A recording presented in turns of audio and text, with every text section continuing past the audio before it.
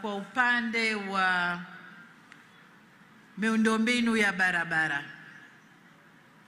Kwa upande wa miundombinu ya barabara, kiwemo zile barabara ambazo zinapitika kwa shida misimu ya mvua, mkitupa ridhaa miaka 5 inayokuja, Chama cha Mapinduzi kinaahidi kujenga kwa lami barabara za Namanyere, Kizwite, Chelanganya na kuweka taa 270 katika mji wa Namanyere ili wafanya biashara wetu waweze kufanya biashara usiku na mchana.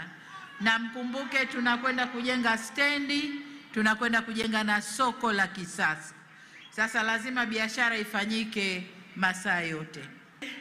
Tutajenga barabara ya Mji Mwema Itekesia kwa kiwango cha changarawe.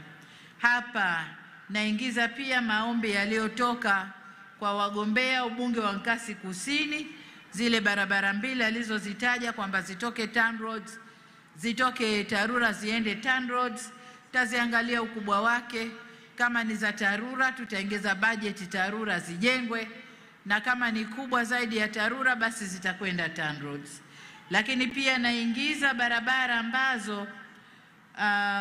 ambayo ni Namanyere mpaka bandari ya Kipili ambayo ameiomba mgombea ubunge wa Nkasi Kaskazini, bandari ya Kipili na bandari ile nyingine ya Kabwe, na zenyewe naziingiza, taangalia uwezekano wa kuweza kuzijenga kwa lami.